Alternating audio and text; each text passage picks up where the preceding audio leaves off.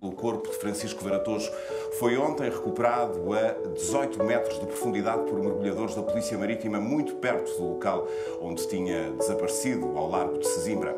Varatojo era também mergulhador, tinha de resto participado num mergulho com amigos quando desapareceu. Tinha 56 anos, era natural de Leiria.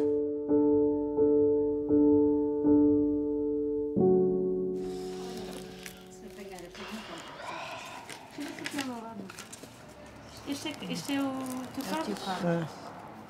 Olha, cá está uma que há bocadinho estava a dizer dos dois, estás a ver? Sim. Os dois pequeninos. Esta é a pastelaria, não é? Essa foto. 39. Um aluno fantástico na escola primária, foi muito cedo para a escola porque não queria andar no infantário, porque não o ensinavam a ler, e o que é que ele anda a fazer? Tive que o tirar nas férias da Páscoa. Quando chegou à professora, ela disse, olha, que ele já sabe ler. E já sabia. E ela disse, olha, que ele... E ele perguntava-me as letras, só que eu não sabia que ele que as juntava. Ele em casa nunca se revelou. Pronto, olha, passou logo de ano. Foi assim... Quanto a estudos, nunca me deu problema nenhum. Nunca. Nada de nada. Cada professora que tinha sido professora do mais velho e que era depois deste, ai, são tão diferentes, não tem nada a ver um com o outro. Ai, este não quer saber nada disto, em tudo. No liceu, na primária, em tudo. Porque o outro realmente não dava problemas, mas estudava. E encontrávamos às vezes na rua, deixava-lhe tudo arranjado, e ele dizia, oh mãe, o que é o almoço? Já nem me lembro, carne assada, bifes, qualquer coisa. Eu já vejo o que como, já não comia. Isto muito antes de ir para a América. E foi assim que começou, depois começou com a Diez, olha, foi assim.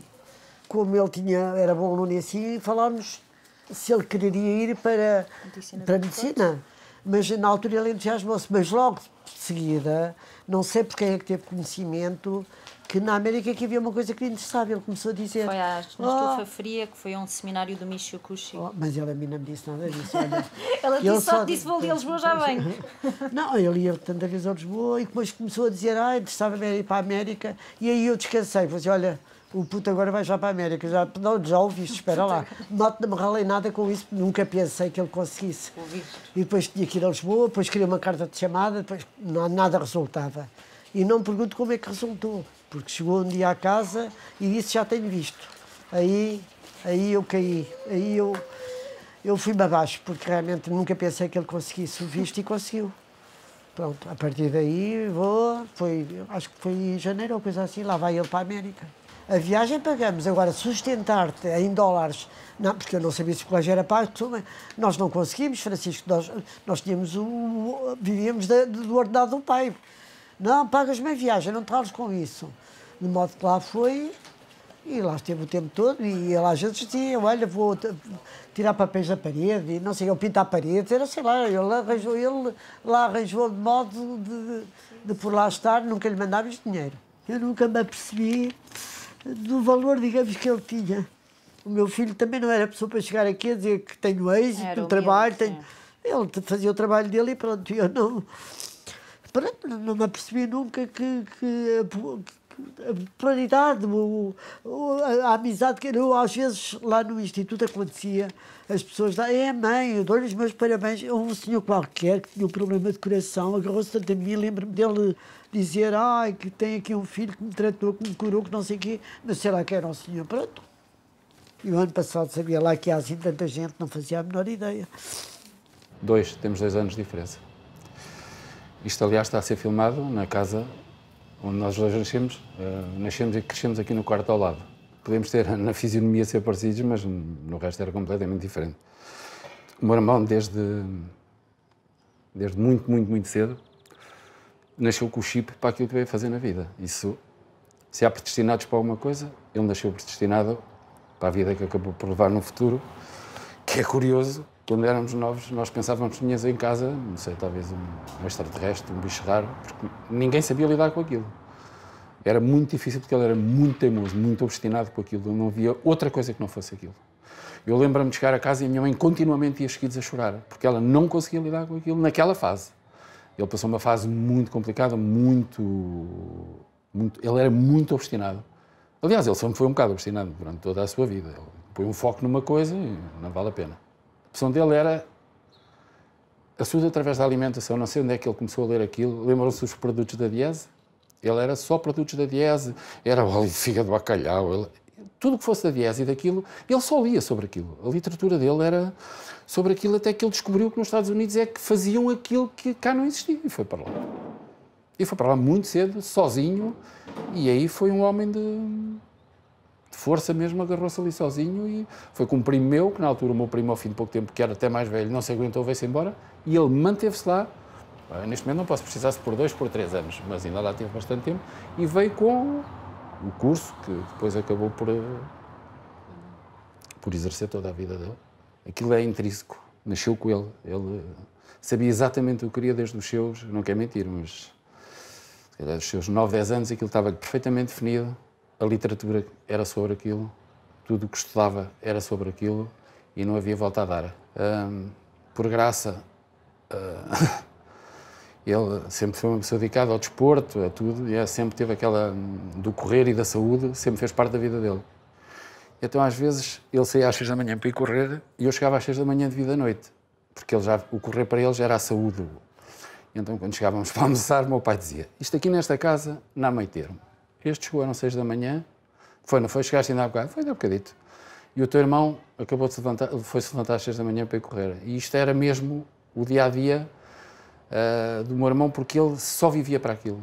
Eu, se bem me lembro, e acho que não estou a falhar mesmo, eu acho que ele tinha um fogão próprio para fazer a comida dele na altura.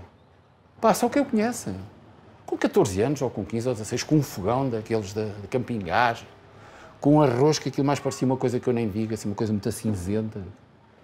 A minha mãe pode afinar isto, mas eu acho que ele tinha um fogão. Lembro-me, por exemplo, a casa, que é esta, na altura não é como era agora, tinha de ter alcatifas e ele não sentava no chão de uma alcatifa. Punha uma toalha, que fosse 100% algodão. Sério, porque aquilo fazia-lhe mal. Ele foi para os Estados Unidos muito cedo. Quando veio, ficou em Lisboa. A partir daí a nossa vida já não se cruzou muito, porque eu fiquei sempre em Leiria, ele esteve sempre em Lisboa. E ele sempre teimou naquilo, vou sempre dele avante contra tudo e contra todos, porque não era fácil. Porque hoje, o que lá está, demorou muitos anos a criar. Não, aquilo não nasceu de um dia para o outro. E eu acho que ele aí teve realmente a força necessária para fazer aquilo. Eu aqui há tempos, foi para aí há um mês, tivemos um jantar com o pessoal todo aqui da rua. Só que nascemos aqui todos e fomos fazer um jantar que não estávamos juntos todos há muito tempo. E um amigo comum a mim, é o meu irmão, que é o Teófilo, disse-me assim: epá, tu lembras, nós andámos da Dona Joaquina e da Dona Gabriela, que eram aqui as professoras primárias, e diziam sempre assim: tu lembras, pá, levámos tanta reguada. Eu disse: pois levei, muitas levei. Sabes qual era o único que nunca levava reguadas? Era o teu irmão, por uma razão. Ele chegava, era para fazer da A a B tudo certo, ele fazia da A a Z tudo certo. Era o único que levava tudo certinho. A professora dizia: isto é assim, e ele levava assim. E nós não, pumba, vai-se lidando. Uns dias melhor, outros dias pior. Hoje, por exemplo, está a ser um bocado mais difícil. Porque há alturas que a gente se abstrai um bocado, outros nem sempre. Para a minha mãe é que está.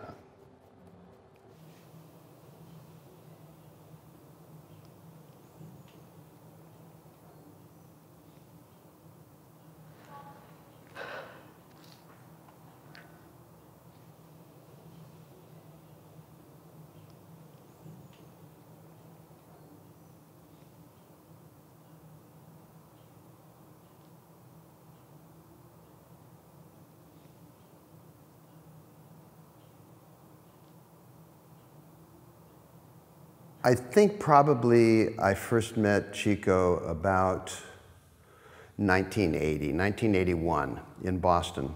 He was just a teenager. No, actually, I went to a friend of mine and I said, I need somebody, had an apartment that I was renting. I said, I want somebody to come and paint the staircase in the apartment. And he said, I know just the person. He said, there's this young Portuguese guy here.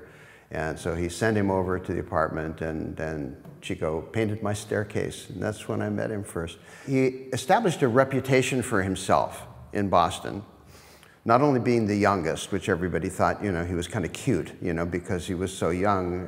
Everybody else was quite a bit older than him, but also because he was so enthusiastic about doing anything.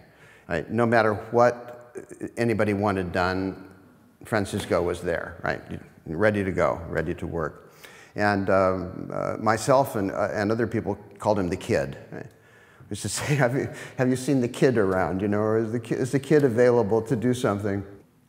And that enthusiasm that he had for accomplishment and for keeping in motion and for being of service, that's something that I experienced in him all through his life, right? From when I knew him right to the end.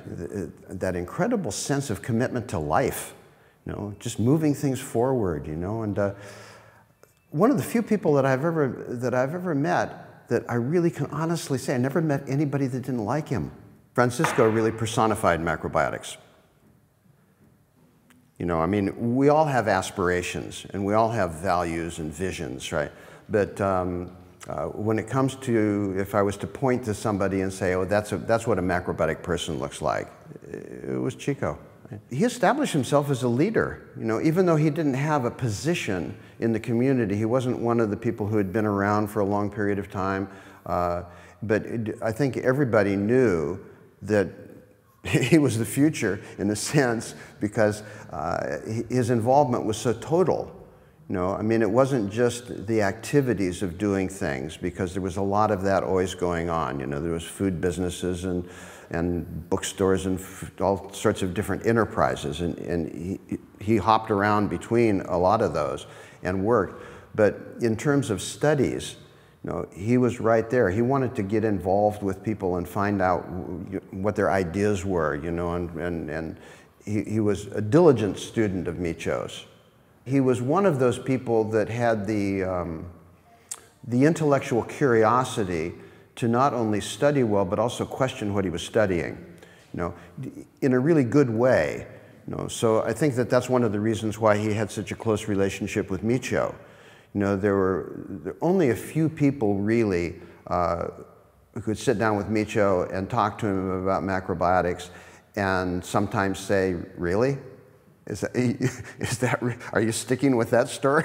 Right? Because it doesn't seem to be true for me, you know. And so I think that Micho usually respected that in people, as long as they didn't get too out of hand, right? Epá, eu acho que fiz tantas asneiras que é mais microbiótica, apesar dos conselhos do Francisco. Vi-o pela primeira vez em 1980, acho que até foi na Espiral. E depois ouvi, foi durante um seminário de 80, ouvi dizer que apresentavam Francisco Varatojo. E eu imaginei uma pessoa muito mais velha e eu até perguntei, é este? Porque ele tinha 19 anos, não é? Pensei que fosse uma pessoa muito mais velha. Isso foi quando eu soube que era o Francisco. Francisco, eu muitas vezes pedia ajuda ao Francisco. Chateava o Francisco. Pronto. Muitas vezes. Eu acho é que aproveitei pouco. A nível de saúde, fiz muitas asneiras, como isso quando estava a estudar, quando eu disse, não é? Fiz muitas asneiras. Às vezes, quando eu trabalhava no Unimava, eu perguntava, dizia ao Francisco, eu tenho isto, aquilo. Houve uma altura que pareceram manchas no corpo, eu tinha imensas comichões, até adormecia. E o Francisco dizia, come bem. O que a importância é, precisamente, ele ter estado sempre disponível. Embora eu tenha aproveitado pouco nisso, fiz muitas asneiras.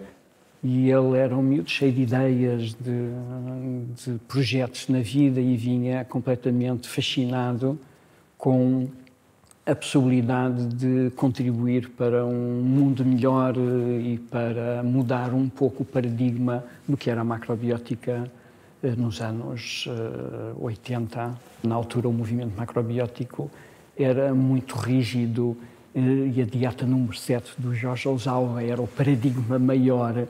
E nós todos, naquela altura, éramos pessoas que procuravam alguma coisa. Tinha havido a Revolução em Portugal, tinha ocorrido há pouco tempo, portanto, todos os movimentos de esquerda estavam no seu auge e estes movimentos alternativos estavam a ressurgir, estavam a ganhar força. Portanto, o que o Francisco trouxe foi um trabalho um bocado árduo, na parte de conseguir que a velha guarda, a chamada velha guarda, primeiro aceitasse um jovem, porque eram todos muito mais velhos que o Francisco, obviamente, e depois que também aceitassem uma visão de estabelecer diálogos, estabelecer pontes e, de alguma forma, trazer um refreshing ao movimento macrobiótico nacional, primeiro, e depois internacional. E, embora os ícones aparentes da macrobiótica sejam o George Ozawa e a família Kushi, depois disso a pessoa com mais protagonismo no sentido positivo na macrobiótica é sem dúvida o Francisco, e eu pessoalmente tenho alguma dúvida que, infelizmente, por um lado, mas que surja outra pessoa assim brevemente com a sua capacidade, o seu conhecimento dentro desta área e a sua, no fundo, a sua grandeza neste movimento. I always found him very warm, friendly, very... Well, he said he wasn't emotional, but I thought he was. He was very kind of caring and always thought about things and, you know, was concerned if anything was wrong, but generally a very supportive, helpful person. I find myself thinking what he would think, or I imagine what he would think about something that's happening or even that I'm doing. So there is his voice sometimes in the back of my head, which is nice, very helpful. And so I feel that his presence is still very strong, and it's, in that way, it's quite supportive and helpful, I find.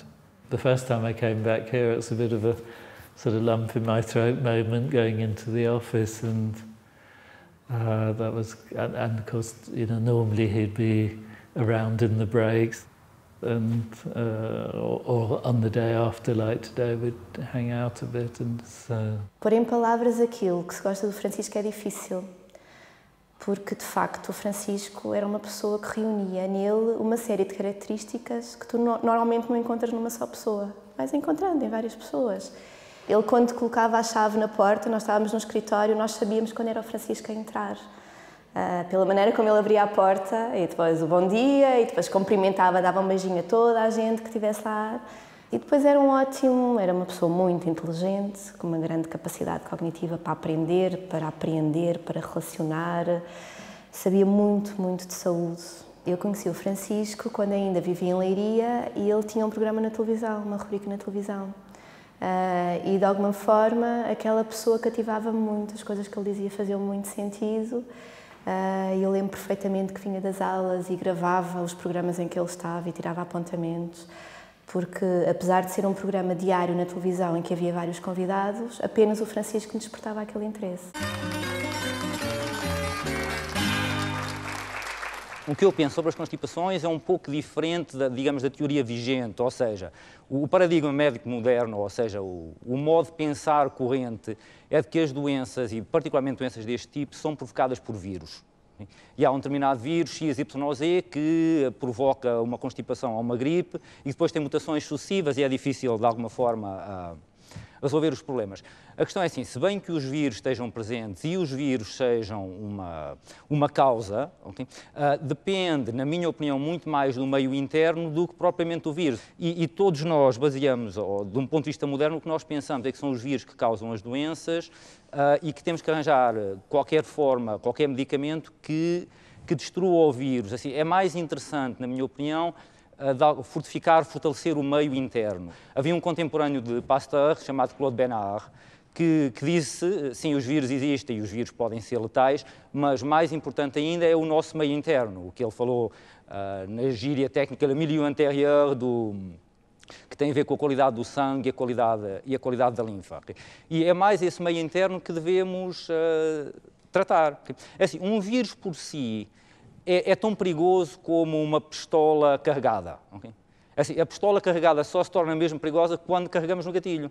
Isso, o vírus pode estar latente, o carregarmos no gatilho ou não depende de outras circunstâncias, nomeadamente circunstâncias externas, obviamente, mas também circunstâncias internas. Foi muito importante para mim e para toda a equipa. Ele foi um homem que marcou. Aliás, aqui na TV trabalham algumas pessoas que trabalharam na altura com ele a fazer o SIC 11 horas e depois SIC 10 horas. Nós até brincávamos e ele tinha uma alcunha que ele sabia qual era, porque nós lhe dissemos, ele era o alface.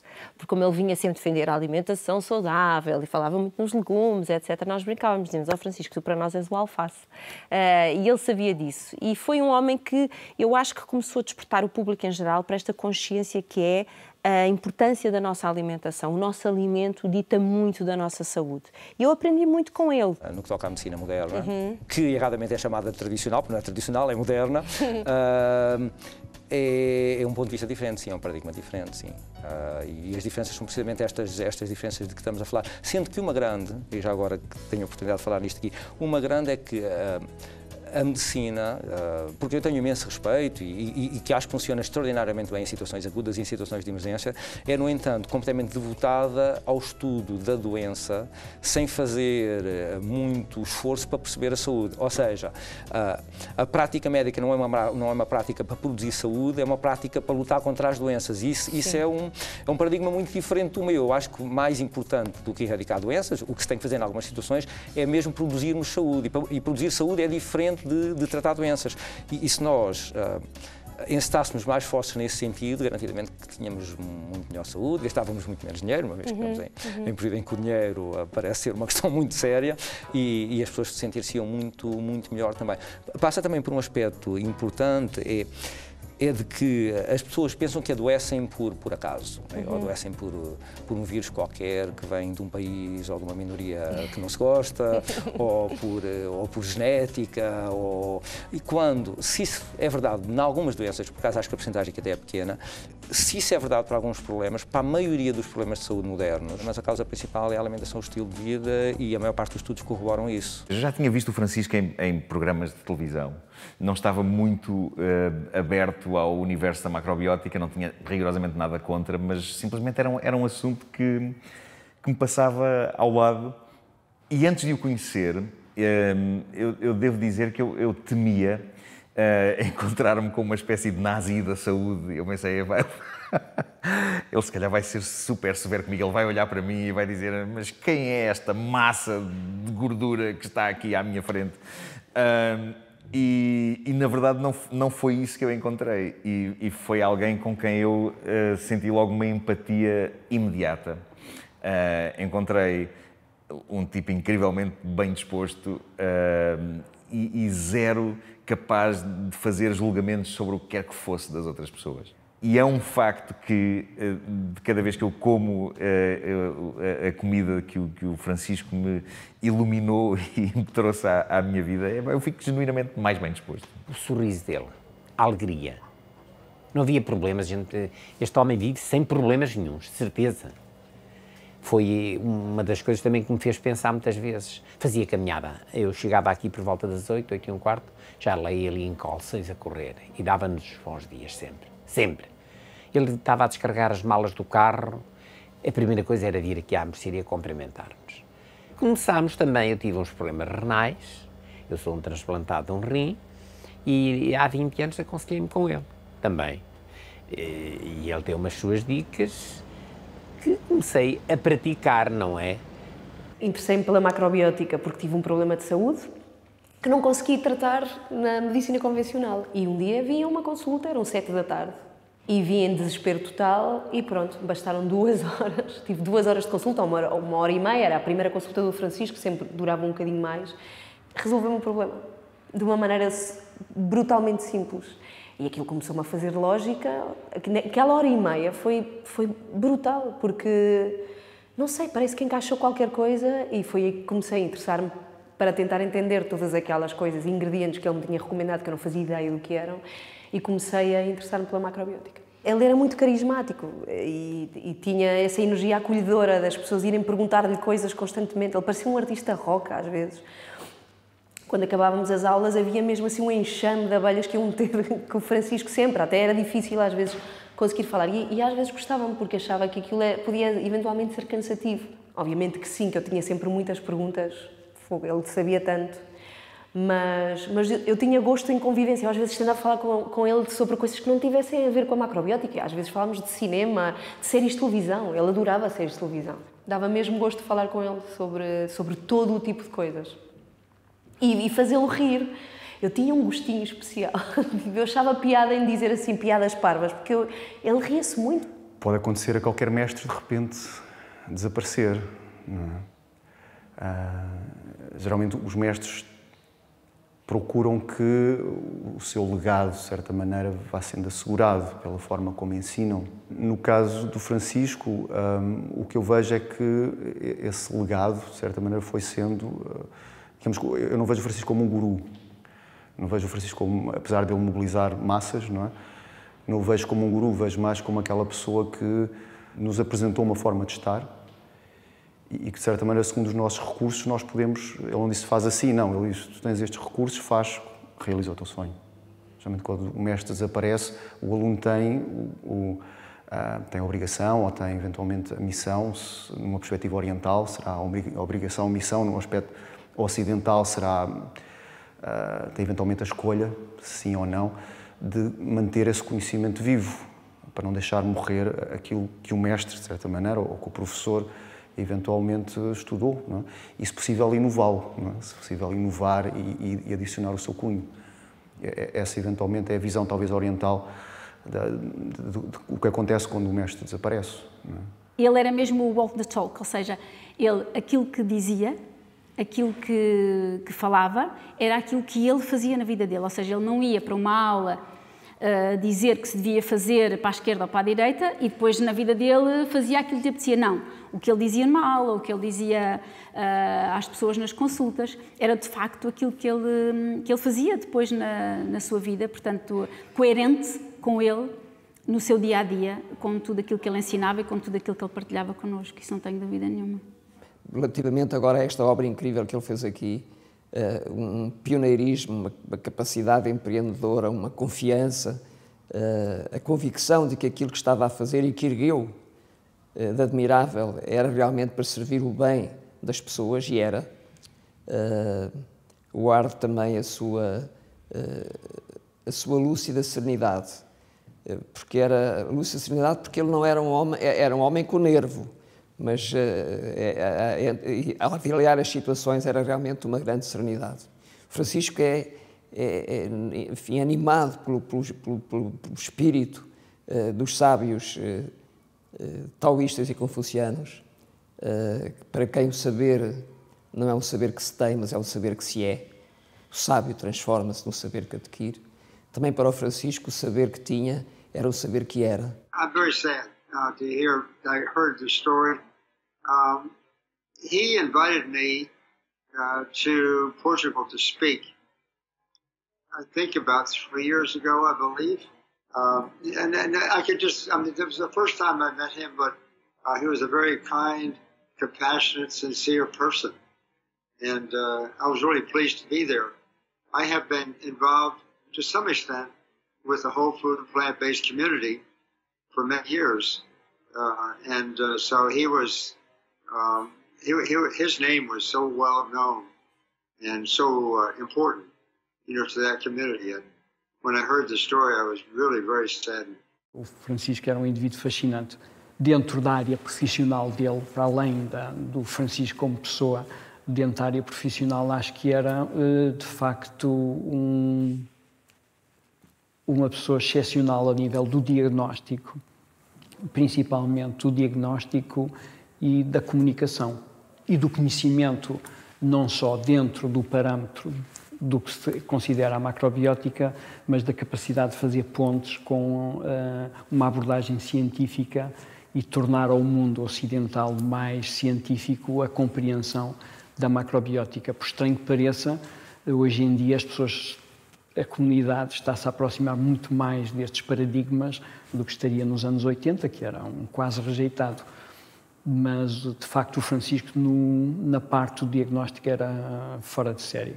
O diagnóstico envolve muitos aspectos. Um são aspectos constitucionais, ou seja, a nossa herança, aquilo que não muda, se somos altos, baixos, olhos azuis, olhos castanhos, por aí fora. E depois envolve outros aspectos, que são os aspectos da condição, aquilo que muda no dia-a-dia e que tende a refletir a nossa condição interna de um ponto de vista físico, mas também emocional, etc. E com algum treino, com alguma aprendizagem, com algum treino, podemos ver imensos aspectos relativamente, quer à saúde, quer a características de personalidade. Se de alguma forma ele era um guru, era um guru quase involuntariamente. Era só um tipo incrivelmente porreiro, com quem era incrível falar e que era tremendamente bem disposto. E que os pedaços de sabedoria que ele partilhava era da maneira mais descontraída possível e muitas vezes quase sem se dar por isso. Eu acho que há de facto sabedoria na maneira como uma pessoa simplesmente leva a sua vida.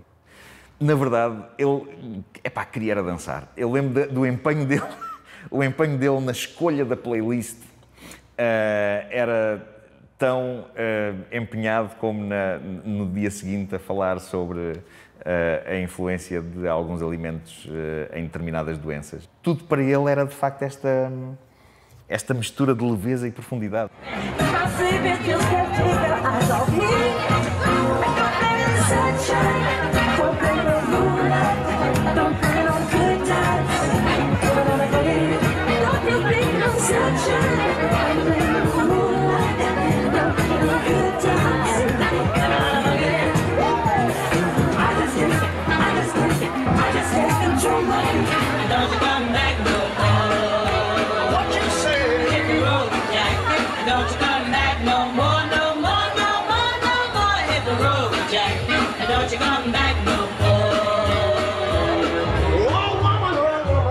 I probably laughed more with Chico than anybody that I know.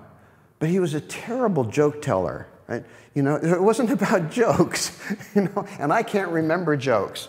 I used to always tease him when we were alone in a car driving anywhere. Chico had a tendency, which was unfortunate, to try to sing with the radio, right?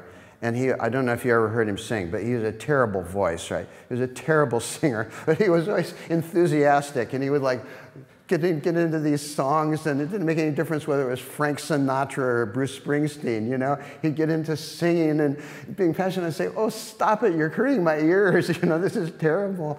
And I think almost every incident I had with him was funny. I mean, we had plenty of serious conversations, but we were always just delighting in the absurdity of things, you know? We would go into, like, there's these macrobiotic meetings, you know, these teachers' meetings and things like that, and sometimes we would come out of them and we would go have a cup of coffee, or we would be sitting someplace and we'd look at each other and we'd just crack up, because it was kind of, there were absurd things happening, you know, people were getting so caught up in something that was totally irrelevant, you know, and those are the kind of things that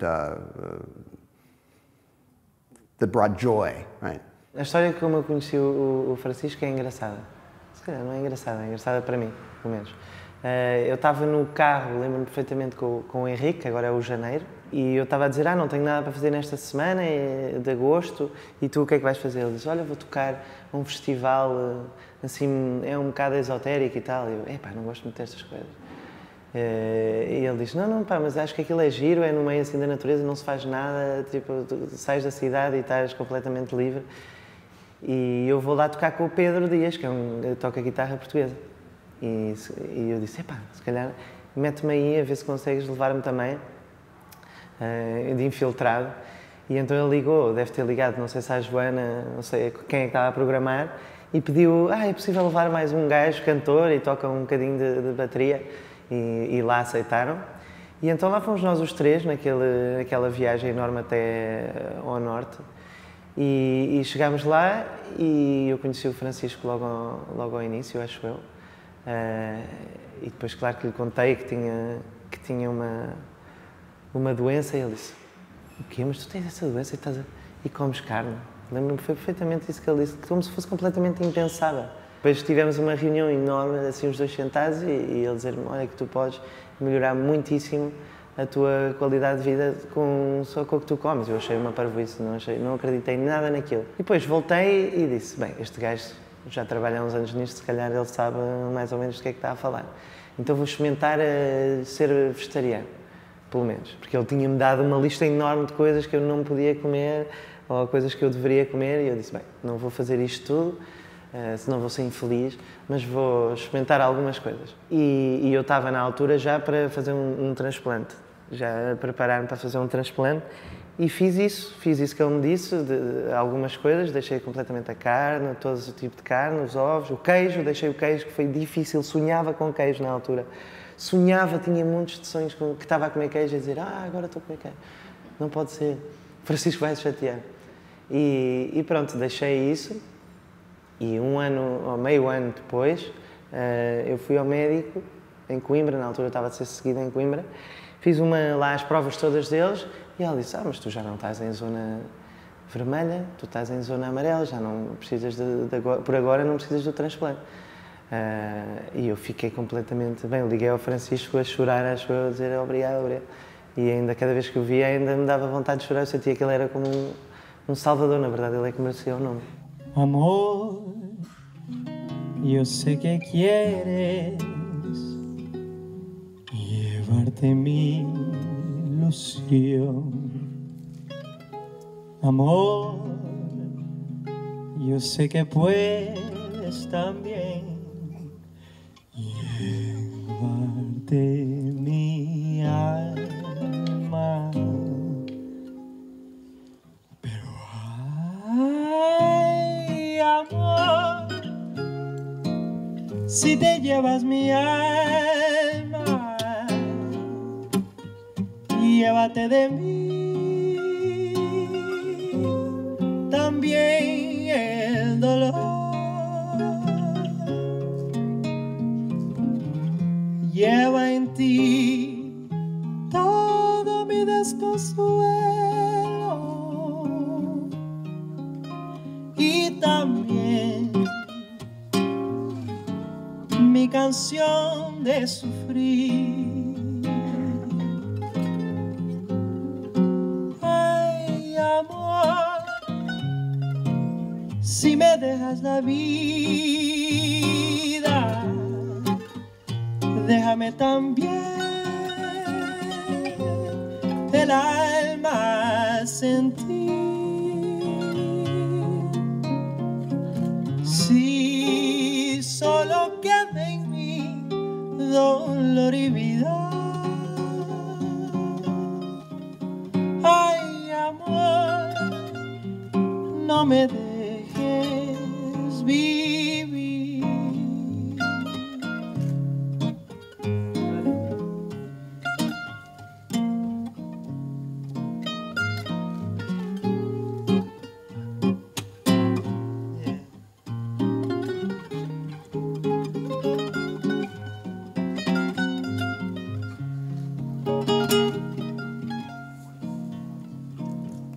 And I remember once we went to a place nearby the sea, and it was beautiful weather, really beautiful. So we're sitting outside, talking, yeah. And then we noticed, though it was very beautiful weather, that gradually the ocean started to change. But the sun was still continuing to shine. And so we were so impressed by the fact that we saw a change in the ocean, and we became like both in awe. Wow. And it was nice because we felt completely united with nature. The ocean get more and more noisy, and we became totally silent. And it felt like oneness in the universe. You see, that was one of the most impressive moments that I still remember. Yeah. You know, there's one thing that is that I hear oftentimes with people who are not only macrobiotic people, but people that are studying kind of a New Age approach to life. And that is that there has to be a purpose for everything. And I don't really know that I believe that. I think there's such a thing as an accident, right? You know, nature is filled with accidents. And someone told me once, said something like, oh, I think maybe Chico was ready to move on into the other world. And I said, I don't think so at all. I think Chico would have been kind of pissed off that that he had an accident and died. He had more things to do. I think the spirit of what Chico started here in Portugal is something that everybody can learn from. No, and you know, he and Eugenia and now the rest of his family have really built something unique here, much more unique than many people are willing to admit, because macrobiotics is a hard sell, you know, because it goes completely contrary to so many things that are normal within society. You know, the idea of self-responsibility, the idea of actually taking care of the fundamental life skills like cooking and, you know, and knowing how to read your own body, and all of those things are things that are inconvenient for people. Right? And I think that that's something that when we carry that on, we're carrying on that spirit of inquiry and action that Chico was so involved in through his life. Yeah, you know, it's very difficult when somebody passes who is important in your life, but then everybody dies. You know, and he knew that.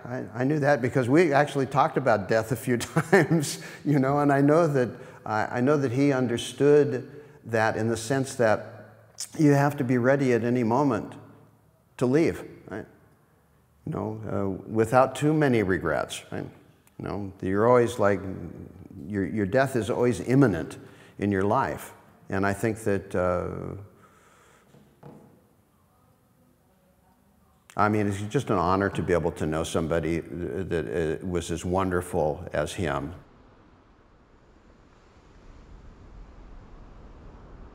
Francisco realmente fazia coisas arriscadas, que ele deu lá um salto, uma barreira, disse, eu vou saltar.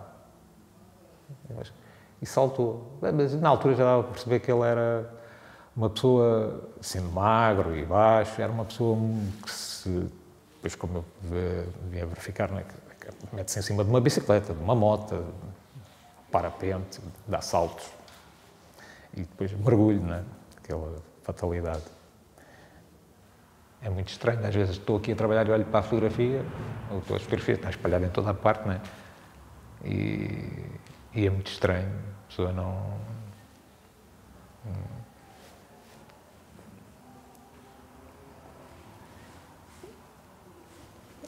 Isso foi uma coisa inesperada. Ele era um atleta daqueles de meio fundo e fundo. Não sei se vocês se lembram, havia um que se chamava Rafael Marques, António Leitão, que eram do Sporting e do Benfica. Correram com ele e perderam para ele. Mas perdiam, assim. E eu dizia-lhe, pá, vi que está a corrida, tu... Ele era seco, não pesava nada. Comia pouco também, né? Portanto, que não pesa. Estou a brincar. Ele corria desalmadamente. Ele se tem mantido... Aliás, ele agora andava outra vez nas maratonas e fazia tempos de um puto de, se calhar, de 30 anos. Mas ele tinha aquela maluqueira do... Ele tinha um quarto de hora e ia mergulhar. Há 2 anos, 2 ou 3, não me lembro, fomos todos, foi a primeira vez. Fomos todos juntos de férias, foi a primeira vez.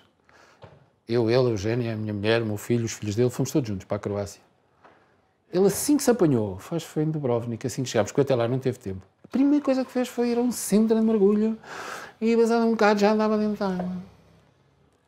Pá, aquilo era uma... Pronto, era um prazer maluco que ele tinha naquilo.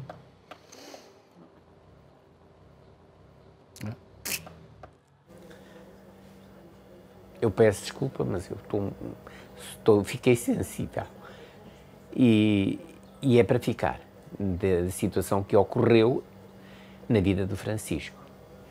Separou-se de nós só, porque o Francisco, a fé que ele tinha era no planeta terrestre, na vida saudável das pessoas. Era a fé dele.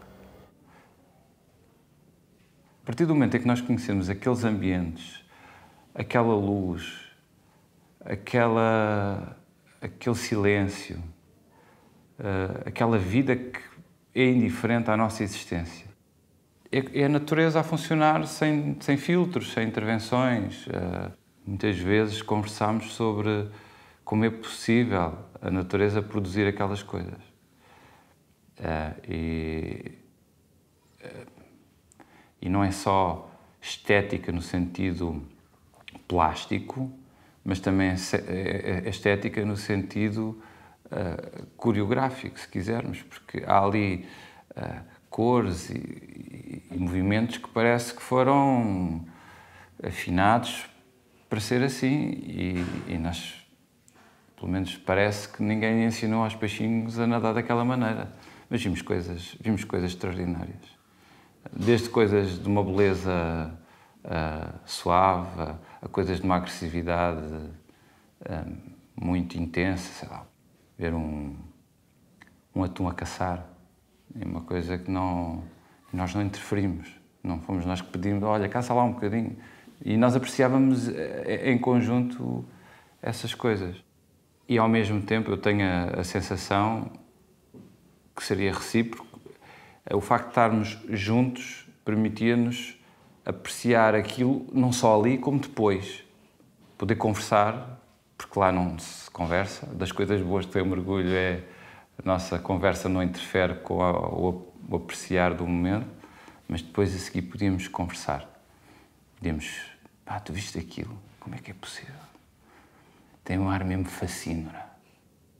Era uma expressão que nunca mais me esqueci. O atum tem um ar mesmo fascínora, não tem, João?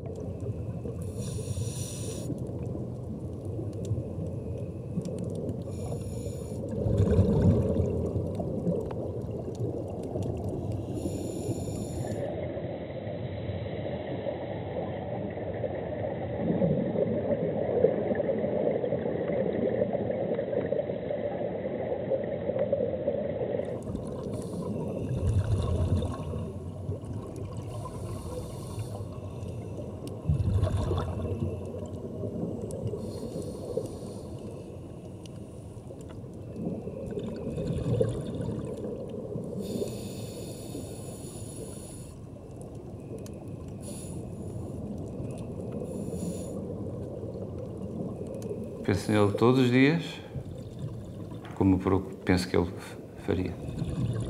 Porque o fundo do mar, em que a água plasma tudo, os movimentos, em que tudo aquilo parece um bailado, uma dança, em que o som já é outra dimensão, e o Francisco ter ido por ali, escapar-nos por ali, e é como se o Francisco tivesse ficado, de facto, naquele mundo líquido, naqueles horizontes líquidos fabulosos, maravilhosos, insondáveis. O Francisco escapou-me ali, a sensação que tenho é escapou-me aqui um bocadinho, mas eu daqui a bocado na outra curva ou na outra esquina já o encontro, já o apanho. Não sei. Como é que se vive com a saudade? Não sei dizer ainda. Faz falta aquela pessoa. Faz mesmo falta pessoas assim no mundo. Francisco era único nisso. Faz muita falta, não só pelo conhecimento que tinha de macrobiótica, não só pelas inúmeras vidas que mudou, mas pela pessoa que era. Eu reajo à perda de Francisco com muita mágoa. Eu acho que ele está muito presente. Está muito presente, é uma coisa que não se explica, mas sente-se que ele está. Ele aceitava as pessoas como elas eram, para depois usar os seus argumentos e para os afirmar, não é? Não era para tentar arrastar ou convencer alguém. Hoje as pessoas têm que crescer sem ele. Ele deixou as sementes, ele deixou os ensinamentos, ele deixou isso tudo. I think we would have to say macrobiotics is translated to the way of living a big life. He did that because he was so adventurous and with Aikido and diving and running and, you know, traveling, and he was constantly on the move and doing things. I think he relaxed a bit more in the last 5 years, but at the beginning he was just full on. So he did a lot in a short time, and he, in that sense, was very macrobiotic because he did so much with the time he had. Fico muito feliz de o ter conhecido. Foi pouco tempo, mas pelo menos foi, e conheci-o e aprendi imensas coisas com ele, não só sobre isto da alimentação, eu acho que a maneira dele ver a vida com tanta alegria, mesmo alegria e simplicidade é ótimo para qualquer pessoa, mesmo para mim que supostamente já devia saber ter alegria, não é? De estar agradecido pela vida. Eu acho que ele estava agradecido à vida só de poder viver e de poder...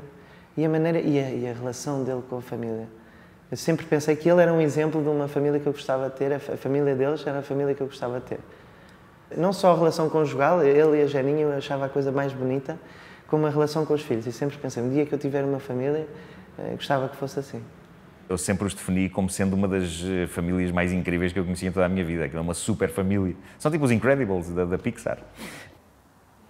Eu, a primeira vez que vi a Janinha, até fiz assim um elogio, porque entrei na cozinha do Animado e a Janinha estava a falar com o António José Arial, que apresentou a Janinha ao Francisco. Porque a Janinha, como vêem, como sabem, é muito bonita. E na altura tinha 25, por aí, pronto.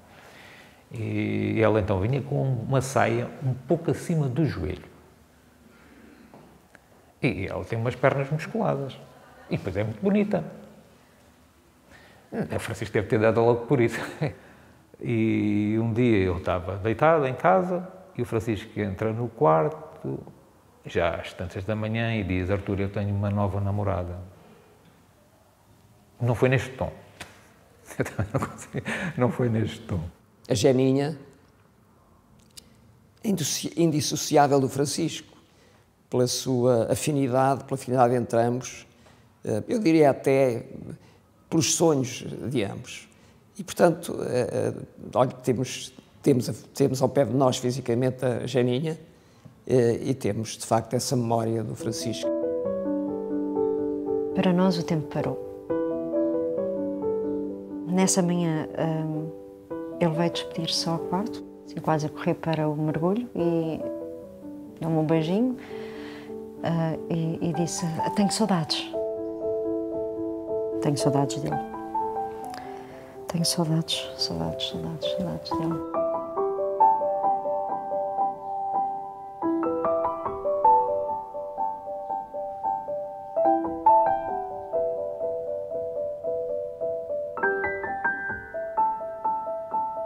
Era o meu pai. Eu não tenho muito mais a dizer. Era o meu pai. O que isto deixou foi uma tristeza muito profunda, muito difícil. É um vazio muito grande. Eu gostava de o ter por perto mais tempo.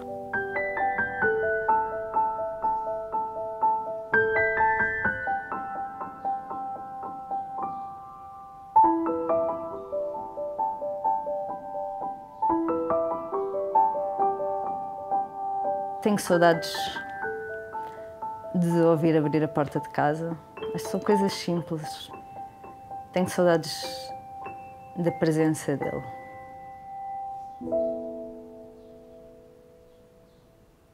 Eu tive de lidar com a vida e com a morte praticamente ao mesmo tempo. Eu estava grávida de 8 meses, eu lembro-me perfeitamente desses 2 dias.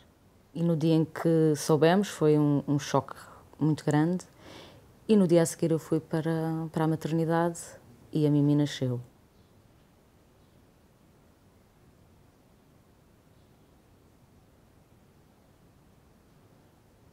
E ela tem sido uma bênção e uma alegria na minha vida e na vida da família. Tem-nos trazido o brilho, a vontade de sorrir, de brincar e sentir de alguma forma que tudo faz sentido.